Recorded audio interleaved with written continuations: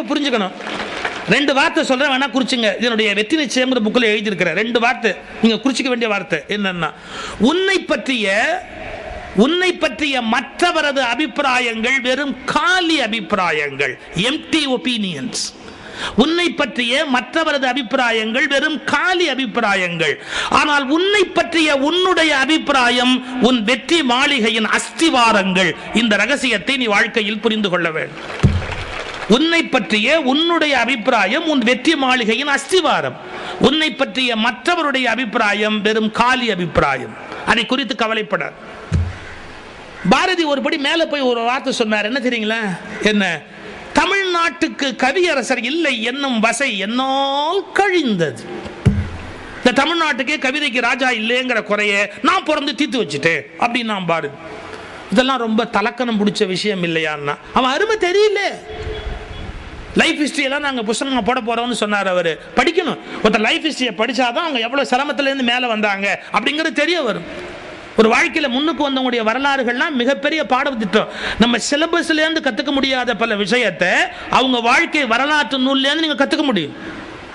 இதை யார் எழுதுறா தெரியுமா? பாரதியார். இந்த சந்தர்ப்பத்தை பாரதி திருவனந்தபுரம் ஜூவுக்கு போனாராம். செல்லம்மா பாரதி எழுதியிருக்கிறாங்க, அவருடைய மனைவி.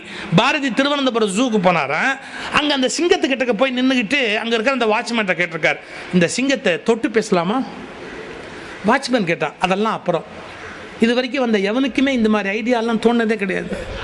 உனக்கு மட்டும் ஏன் அப்படிலாம் தோணுது? அதை தொட்டு பேசணும்னு உனக்கு ஏன் தோணுச்சு? அதுக்கு பாரதி ஒரு பதில் சொன்னா பாருங்க. சிங்கம் காட்டுக்கு ராஜா, யாம் பாட்டுக்கு ராஜா. ராஜாவும் ராஜாவும் கைகுலுக்கி பேசுவதுதானே சரியாக இருக்க முடியும்? புரோட்டோகாலாம். ராஜாவும் ராஜாவும் கைகுலுக்கி பேசுவதுதானே பொருத்தமாக இருக்க முடியும்? இந்த வாட்ச்மேன் பார்த்தான், உன் தலையெழுத்து அதுன்னா நடக்கட்டும். செல்லம்மா பாரதி இதை ரெக்கார்ட் பண்ணுறாங்க. இவர் கிட்டக்கு போய் சிங்கத்தோட முதுகை தட்டி கொடுக்குறாரு. இந்த செல்லம்மா பாரதி எழுதுனாங்க ஒரு வார்த்தை, என்ன? பகவானே சிங்கத்துக்கானும் நல்ல புத்தி கொடு. ஏன் இந்த கிறுக்க ஒன்றும் பண்ண முடியாது, சிங்கமாக பார்த்து உயிரோட விட்டாதான் உண்டு அப்படின்னு. நான் சிங்கமே, பகவானே சிங்கத்துக்கானும் நல்ல புத்தி கொடு என்று பிரார்த்தித்து கொண்டேன். அந்த அம்மாவுடைய அது எந்த இடம் உயிர்னா அது காட்டுக்கு ராஜா நான் பாட்டுக்கு ராஜா நான் பாருங்க. உங்க வாழ்க்கையவே நிர்ணயிக்கக்கூடியது என்னன்னா உங்களை பத்தி நீங்க வச்சிருக்கிற அபிப்பிராயம் தான். இன்னைக்கு உண்மையா போச்சா இல்லையா? இன்னைக்கு தமிழ் இலக்கிய வரலாறு எழுதிக்கிட்டே வரும்போது எப்படி எழுதுறான் தெரியுங்களா? பாரதிக்கு முன் தமிழ், பாரதிக்கு பின் தமிழ் தான். ஏன்? பாரதி தான் மைல்ஸ்டோன். தமிழ்நாட்டுடைய இலக்கிய வரலாறு நீங்க எழுதுறதா இருந்தா பாரதிக்கு முன்பு இருந்த தமிழே வேறு, பாரதிக்கு பின்னால் ஏற்பட்டு விட்ட தமிழே வேறு. ஆனால் பாரதி வாழ்ந்த காலத்தில் பாரதியின் அருமை யாருக்கும் தெரியாது. பாரதி தன் மீது வைத்திருந்த அபிப்பிராயம் தான் ஜெயித்தது. பாரதி மீது மற்றவர் வைத்திருந்த அபிப்பிராயம் ஜெயிக்கவில்லை. உங்களை பற்றிய உங்களுடைய அபிப்பிராயங்கள் தான் உங்கள் வெற்றி மாளிகையின் அஸ்திவாரங்கள். இப்போ நீங்கள் போய் ஒரு கடையில் சுடிதார் எடுப்பீங்க, உங்களுக்கு பிடிச்சிருக்குன்னு எடுப்பீங்க. இதை போட்டுக்கிட்டு வந்தால் 4 பேர் பாராட்டணும்னு எதிர்பார்ப்பீங்க. உங்கள் லாங்குவேஜ்லேயே பேசுகிறேன், 4 பேர் பாராட்டணும்னு எதிர்பார்ப்பீங்க. 10 பேர் பேசி வச்சு கவுத்துருவாளுங்க. என்ன? நீ ஒன்றும் சொல்லாது, நல்லா இருக்குன்னு சொல்லிடாது, சொல்லிட்டா அவளுக்கு கொம்பு முளைச்சிடும் அப்படி எல்லாம் அவங்களுக்குள்ளே பேசிக்குவாங்க. யாரும் ஒன்றும் சொல்லாட்டி அதை புதுசு போட்டு வந்தவங்களுக்கு எப்படி இருக்குன்னு தெரியுமா? நல்லா இல்லையோ, அதான் யாரும் ஒன்றும் சொல்லலையோ, நான் மோசமாக செலக்ட் பண்ணிட்டேனோ, நல்லா இல்லையோ. என்னுடைய வார்த்தை ரொம்ப முக்கியம். என்ன? நீ தானே முடிவு பண்ண, நீ தானே செலக்ட் பண்ண. மற்றவங்களுக்கு பிடிச்சா என்ன, பிடிக்காட்டி என்ன, மற்றவங்க பாராட்டின என்ன, பாராட்டியாட்டி என்ன. இன்னொருவருடைய விமர்சனங்களால் பாதிக்கப்படாத மனோநிலையை பெற்றுவிட்டால் உன்னுடைய தலைமையை இந்த உலகத்தில் யாராலும் அசைக்கவே முடியாது. If you want to become a leader, நீங்கள் தலைவனாக விரும்பினால் பிறர் விமர்சனங்களால் பாதிக்கப்படாத மனோநிலையை வாழ்க்கையில் அடைந்தே தீர வேண்டும். என்ன பண்ணாலும் விமர்சனம் பண்ணுவாங்க இந்த உலகத்தில். நீங்க என்ன வேணா பண்ணுங்க, உலகம் குறை சொல்லிட்டு தான். அதை பற்றி கவலைப்படக்கூடாது. என்னுடைய நண்பர் தங்கச்சி சாமிநாதன் ஒரு கட்டுரையில் எழுதியிருந்தார். நீங்கள் அவர் புத்தகத்தை படித்தா எவ்வளோ விஷயம் இருக்குங்கிறீங்க. 3 சாமியார் போட்டில் போயிட்டு இருந்தாங்களாம். அந்த போட்டில் ஒரு பொம்பளை சாமியாரும் ஏறி உட்காந்துருக்குறாங்க போட்டில் போகிறதுக்கு. பெண் சாமியார் ஏறின உடனே இந்த 3 ஆம்பளை சாமியாருக்கும் கடுப்பாயிட்டாங்க. யார் தான் சாமியார் ஆகுதுன்னு ஒரு கணக்கே கிடையாது தான். பொம்பளை கூட சாமியார் ஆகிட்டா நாடு இங்கே உருப்பிடுமா அப்படி இப்படி இவனுக்குள்ளே கொஞ்சம் கொஞ்சம் பேசிக்கிட்டு இருக்கிறாங்கல்ல. அப்படி இந்த போட் போயிட்டே இருக்குது. திடீர்னு டீசல் தீர்ந்து போச்சு போட்டில்.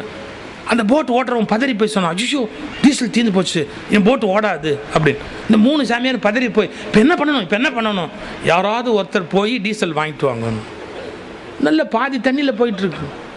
எப்படி போகிறது எல்லாம் பதறிட்டான். அந்த பெண் சாமியார் அவங்களுக்கு கொஞ்சம் எந்த விதமான பதட்டமும் அடையாமல், இப்போ டீசல் தானே இப்போ வேணும், ஆமாம் டீசல் கேன் கொடுத்தாங்க. டப்புன்னு வாங்கி தண்ணியில் இறங்கி நடந்து அப்படியே தண்ணியில் போக ஆரம்பித்தாங்க. தண்ணியில் முழாமல் அப்படியே தண்ணி மேலே நடந்து போனாங்க. எவ்வளோ பெரிய பவர்! அவங்க அப்படியே நடந்து போனாங்க. இப்போ 3 பயலும் நடுங்கிட்டேன், தண்ணியில் நடந்து போகிறாப்பா அப்படின்னு. டக்குன்னு அடுத்த நிமிஷம் ஒரு சாமியார் சொன்னான், ஐயோ நீச்சல் தெரியாது போல் இருக்கு, அதான் தண்ணியில் நடந்து போயிட்டு இருக்கிறான். எவ்வளோ அயோக்கிய பயலுங்க. அந்த அம்மா தண்ணியில் நடந்து போகிறதுங்கிறது எவ்வளோ பெரிய விஷயம், அதை பெருசாக சொல்ல மாட்டேங்கிறா. நீச்சல் தெரியாது, அதான் தண்ணியில் நடந்து போயிட்டு இருக்கு, பைத்து. இதான் உலகம். நம்முடைய கிரேட்னஸ் என்னவோ அதை நினச்சி பாராட்டம்னு சொல்ல முடியாது. அதில் என்ன குறை கண்டுபிடிக்கலாமோ அதை உட்காந்து பெருசாக விவரமாக பேசிக்கிட்டே இருப்பேன். இப்போ நான் கிரிக்கெட்டில் நின்றுக்கிட்டு இருக்கிறேன், பாதியில் நிறுத்தி வச்சிருக்கிறேன். எந்த இடத்துல? மக்களுடைய பாராட்டையும் பெருசாக எடுத்துக்காதீங்க, மக்களுடைய விமர்சனத்தையும் பெருசாக எடுத்துக்காதீங்க. கிரிக்கெட்டை 2 சொன்னேன்னா, முதல்ல என்ன சொன்னேன், 10 பேர் ஒழிக்க வந்தால் ஜெயிக்கணும். 2வது என்ன சொன்னேன், பிறருடைய விமர்சனத்தால் பாதிக்கப்படக்கூடாது. இப்போ 3வது ஒன்று சொல்கிறேன் பாருங்க. இவன் ஆட வந்தான், அவன் போட வந்தான், 10,000 பேர் கத்த வந்தான். இந்த 10,000 பிசாசும் அவுட் ஆகாத போது அவுட்டுன்னு கத்தும். பார்த்துருக்கீங்க? அதாவது அந்த ஸ்டெம்பில் பால் பட்ட மாதிரி தோணும் ரொம்ப தள்ளி நின்று பார்க்கும்போது. அவன் அவுட் ஆகலைன்னு அவனுக்கு தெரியும், யாருக்கு? பிளேயருக்கு தெரியும். இந்த 10,000 பிசாசு ஜெயிச்சு அவன் சொத்து கொள்ள போகிற மாதிரி அவுட்டு எல்லாம் கத்தும். நீங்கள் அந்த நேரத்தில் இந்த கிரிக்கெட் பிளேயர் முகத்தில் இந்த வீடியோ கேமராவை வச்சிங்கன்னா 1.5 லிட்டர் விளக்கெண்ணெய் பிடிக்கலாம்.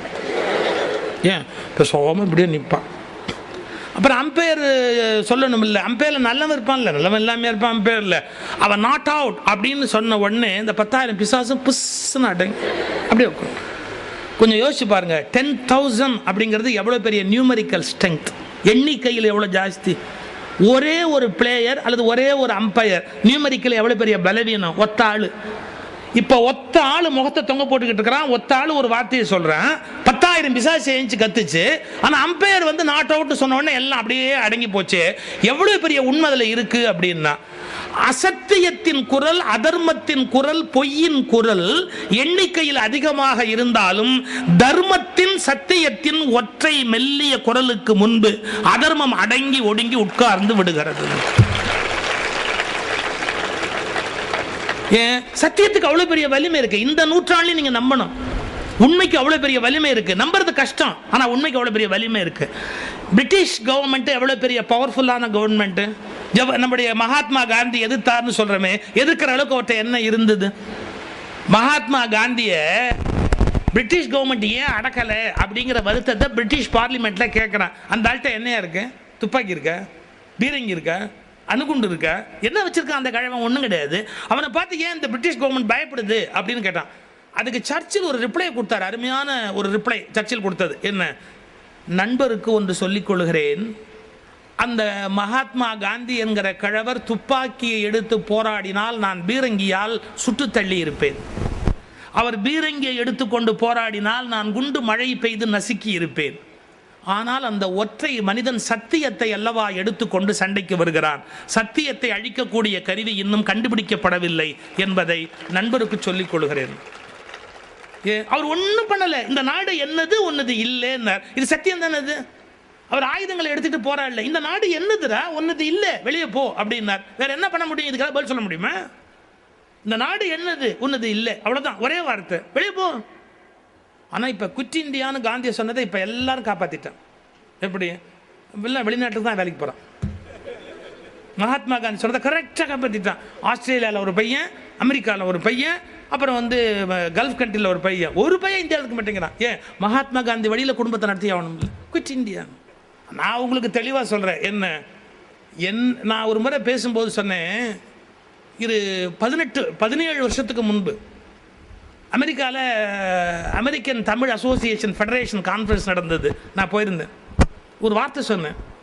அப்போல்லாம் இந்த அமெரிக்கன் எம்பசிக்கு முன்னாடி ராத்திரி போய் க்யூவில் நிற்பான். எல்லாம் அவன் தெருநாயை அடித்து வரட்டுற மாதிரி விரட்டுவான். எல்லாம் அப்படியே வரிசையாக க்யூவில் நிற்பான், கம்ப்ளீட்டாக நின்றுக்கிட்டு இருப்பேன். நான் ஒரு வார்த்தை சொன்னேன், இந்தியர்கள் அமெரிக்க எம்பசியின் முன்பு க்யூ நிற்கிற வரை இந்தியாவுக்கு சுதந்திரம் கிடைத்து பயனில்லை என்று பொருள். என்றைக்கு அமெரிக்காவில் இருக்கிற இந்தியன் எம்பசிக்கு முன்பாக அமெரிக்கர்கள் வரிசையில் நிற்கப் போகிறார்களோ அன்றைக்கு தான் இந்தியா உண்மையான சுதந்திரத்தை பெற்றது என்பது நிரூபிக்கப்படும். இந்த நாட்டுக்கு வர்றதுக்கு அவன் பிச்சை எடுக்கணும் சார் வெளியில. நீங்க தான் அதை மாற்ற முடியும். இந்த நாட்டை மற்ற மற்றவர்கள் சொர்க்க பூமியாக நினைக்கக்கூடிய அளவுக்கு இந்த நாட்டை மாற்ற முடியும். முயற்சி தேவை, உழைப்பு தேவை. நான் வெளியில போறவங்களை குறை சொல்றேன்னு பொருள் அல்ல. ஆனா இந்த நாட்டை மாற்றணும். என்றைக்கு தான் இந்த நாடு வலிமையுடையதா மாறுவது? இந்த நாடு செழிப்புடைய நாடாக மாற்ற வேண்டாமா? இந்த நாட்டை பொருளாதார வல்லமை உடைய நாடாக மாற்ற வேண்டாமா? அந்த எண்ணம் உங்க மனசுல ஆழமா பதியணும். அப்துல் கலாம் அதுக்கு தான் போராடுறாரு. 2020க்குள்ள இந்தியா வல்லரசு ஆகணும்னா என்ன அர்த்தம்? மற்ற நாடுகளை மிரட்டுற நாடா இருக்குன்னு அர்த்தமா? இல்ல, பொருளாதார ரீதியாக தன்னைத்தானே காப்பாற்றி கொண்டு உலகம் அனைத்தும் அஞ்சும்படியான வளமுடைய ஒரு பொருளாதார நாடாக மாற வேண்டும். அதான் 2020க்குள்ள இந்தியாவில் நிகழ வேண்டியது என்று அப்துல் கலாம் கனவு காணுகிறார்.